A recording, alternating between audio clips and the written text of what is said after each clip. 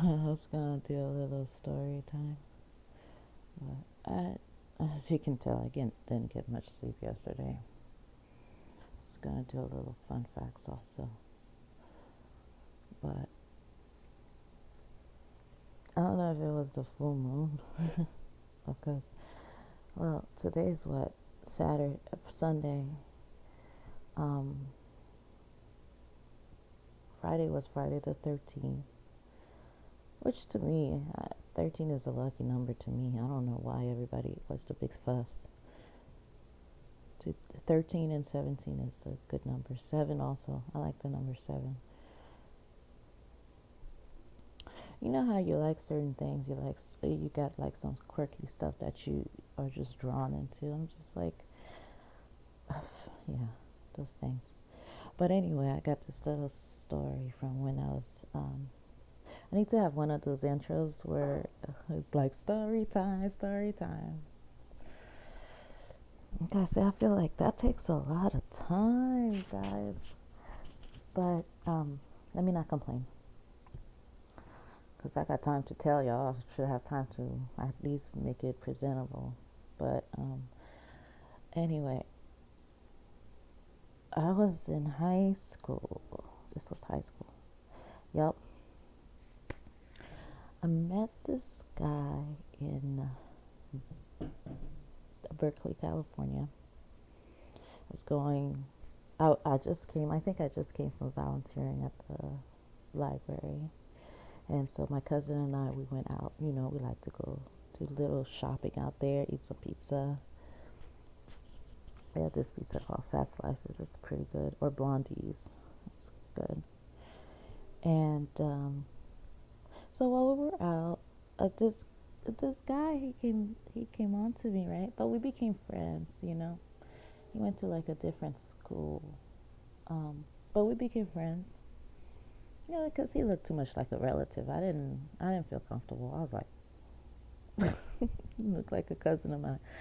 So it never went nowhere. But he liked me a lot, and um, at first he would come down just to come hang out with me and stuff, right? And there was another girl on the cheerleading squad. We, she didn't care for me. Well, you know what it was? We were friends in like junior high and stuff, and they used to pick on her, and I used to stand up for her.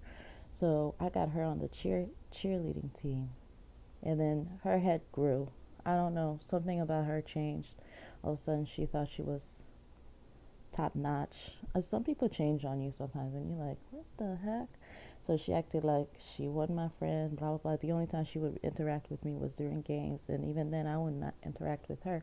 And I think that's because the guy that she liked me. I think that's what, now realizing later on, I think that's what it was, because I was going out with this football player, and I think she really liked him.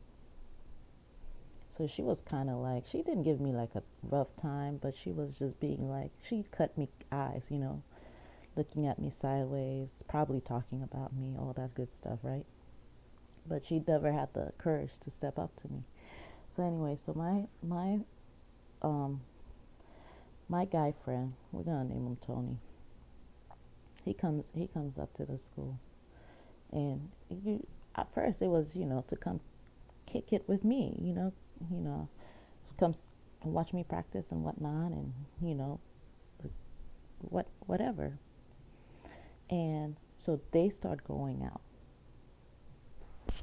I don't care. I'm like, cool, kudos. Her and her friend bombarded me at the top of the stairs, talking about. Um, they started saying that song. The boy is mine. You made a had him once. I was all like, what the hell? I'm looking at my other best friend, and we're looking like, what is wrong with them? Talking about, and they were like, not yours, the mine, not yours, the mine. I'm like, have them. I don't care. So anyway, so she started missing practice, right? And that cheerleading wasn't the only thing I did. I played volleyball, I wrestled, I did all kind of other sports. So I didn't have time for that. And I volunteered at the library. My dad kept me busy. I did not have time for none of that nonsense. So I was like sitting here like, go ahead, whatever. That's still my friend regardless. So to me, that's like family, right? Well, he couldn't talk to me. I ran into him. When she wasn't around, he'd talk to me. He'd say hi to me. When she was with him, he would be like he didn't see me, and I'd be like, "Hey, Tony," and he'd be like, "All right, ooh." I'm like, "Okay, okay." I didn't interfere. I was all like, "Okay, I need to back up. Maybe I don't want to get in between that relationship." So she was missing practice, and so they were getting ready to kick her out. I'm the one standing up. Me and another girl was standing up for her, like, no, let's give her some chance. She's really good. She's probably distracted and stuff. We tried to tell her, like, look, you gotta come. She's like, stay out of my business. Stay out of my business. We were like, that's when I said, okay, fine then, fine then. When you kind of go, I'm done and over with it. So one day we were practicing one time, and it was like right towards the end of practice, and she did not show up to practice, but she's sitting on the field so everybody can see her with Tony, right? And we're like, look at this. And then so I don't know what she said to him. He straight smacked her, and I've never known him to be aggressive or to be mean or to even raise his voice or anything, right?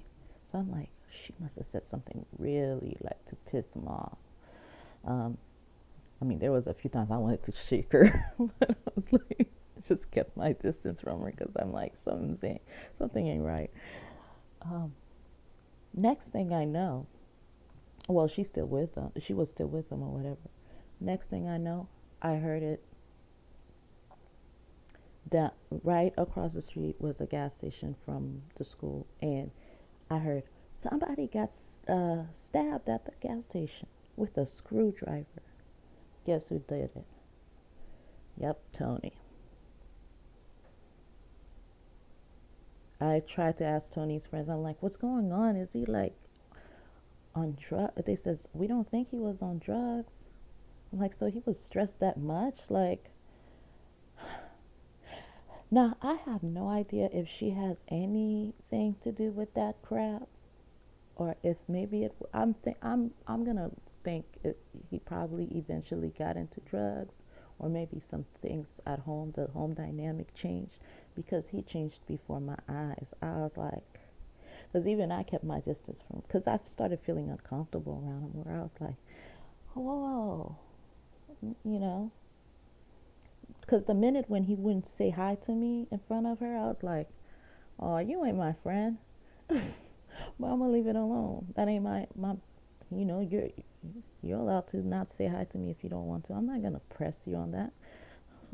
I'm not gonna force you to say hi. Psst. I'll be like, okay, I'm glad you're doing okay. Cool. But yeah, went to jail. Stabbed somebody in the neck with a screwdriver. I don't know where the screwdriver came from. Oh, they drove. But dang. Yeah, that was my little thing. There's another story where it was uh, some violence, but that's for another day. But you guys pay attention to the red flags or the signs, because sometimes the person you least expect to do something out the ordinary will do the most, and the ones you thought you was helping out turn against you.